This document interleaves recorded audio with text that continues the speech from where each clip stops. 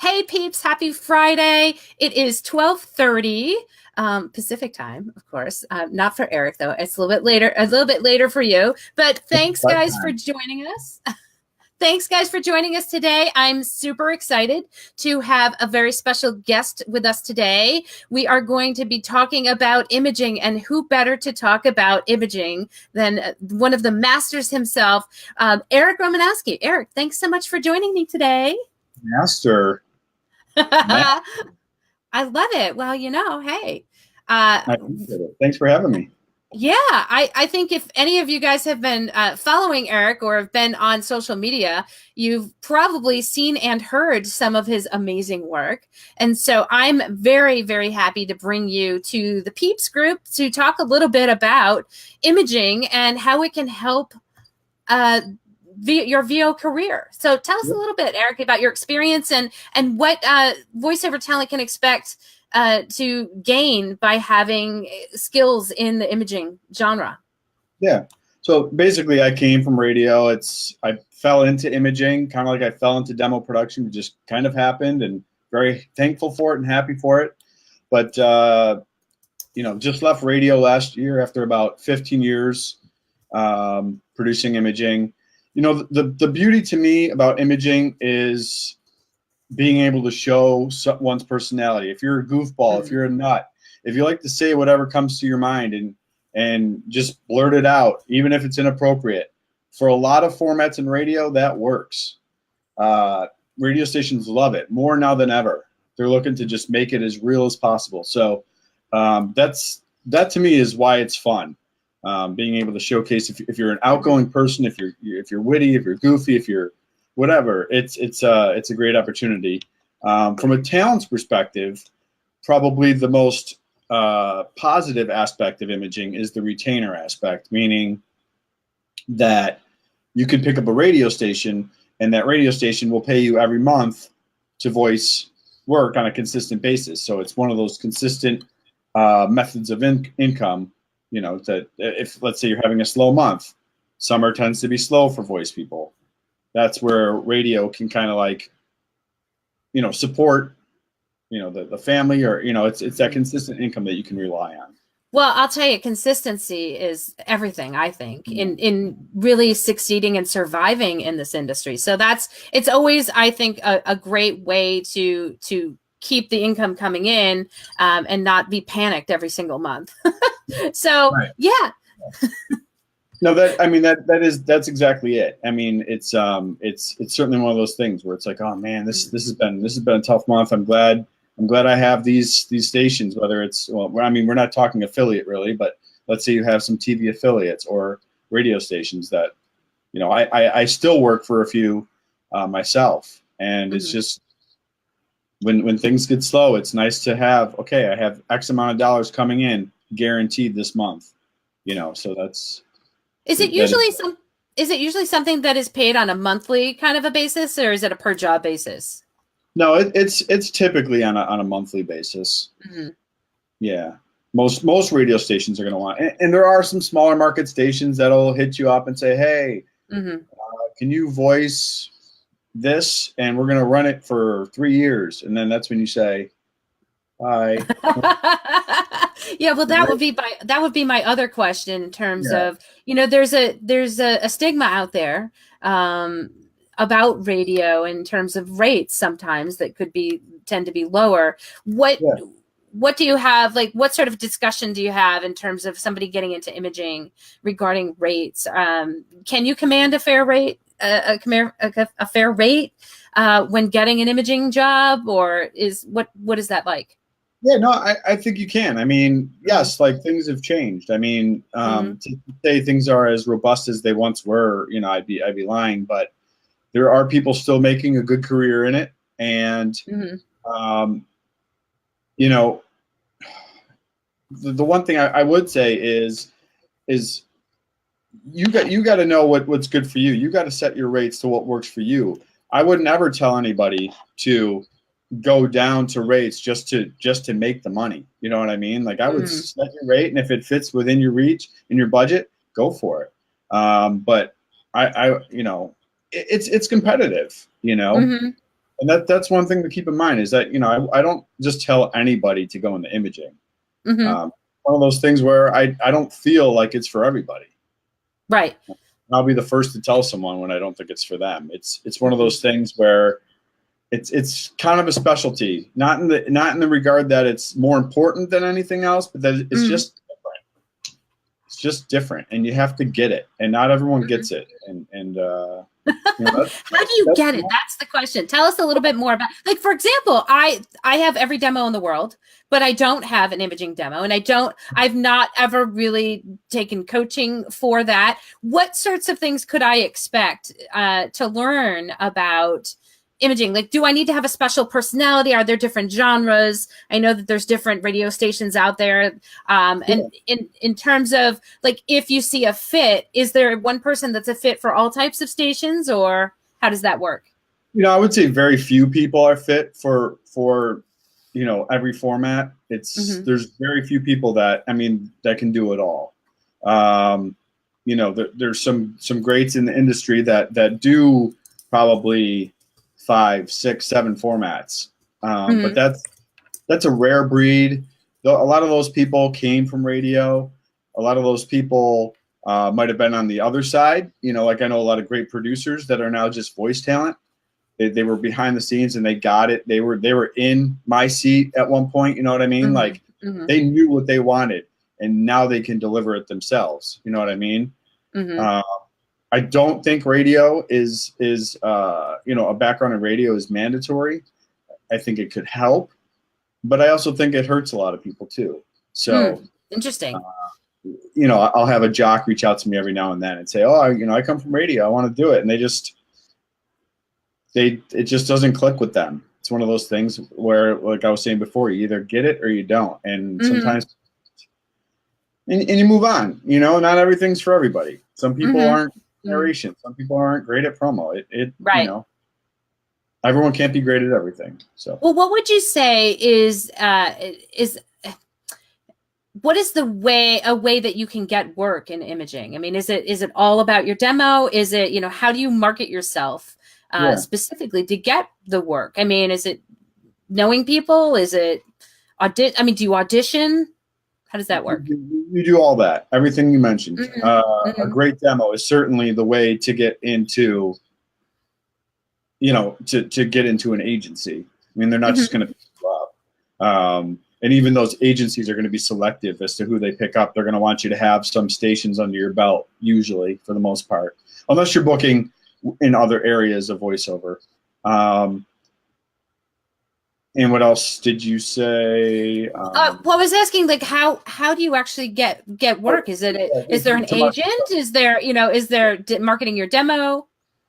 Yeah, I'll typically recommend people to do direct marketing, just like you would in anything else, if you don't have an agent.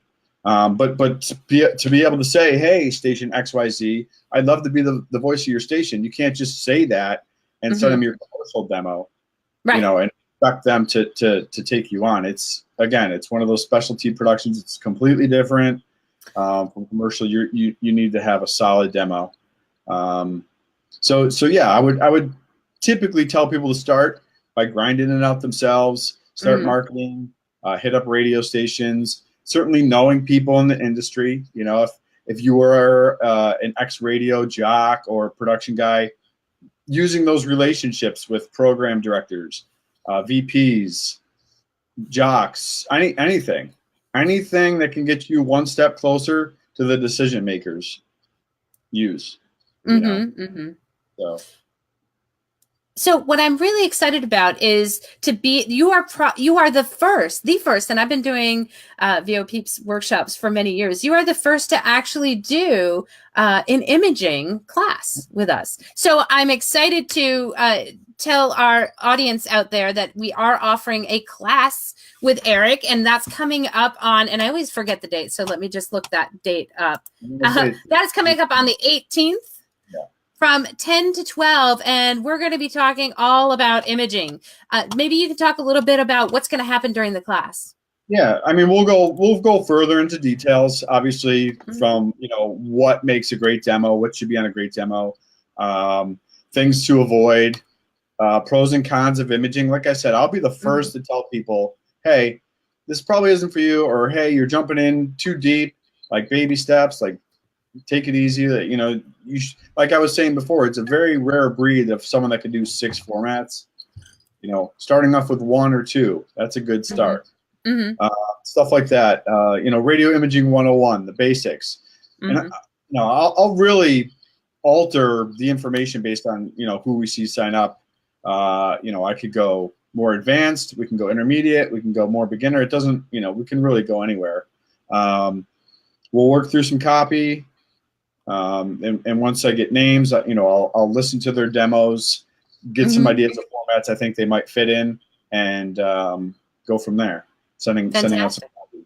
So. Great. So guys, if you're interested, I know that this is gonna fill up. So guys, take a look at our class information on the VO Peeps website. You can just go to vopeeps.com, and we've got a link where you can just click on the link to sign up and register for the class. It's going to be Saturday the 18th from 10 to 12. That's 10 Pacific time to 12. And those of you that sign up will get one-on-one direction time with Eric. And I think, Eric, I'd like to ask, what do you think is a critical component for a great imaging demo? A critical component, personality. Yeah? Personality, I think, is like, it's very hard to get an imaging gig if you don't have the ability to just showcase. You don't exude what the format calls for, you know. If you don't come off like a rocker chick on a rock demo, you come off like kind of like a mom. You know, like if you come off very motherly, well, that's not really going to work for an alt. You need to sound like a rocker chick that goes out and throws back a couple shots. That's, you know, you got to come off like that. You got to be relatable, you know, and that's what I think makes it so fun, honestly, is like you get copy for a commercial.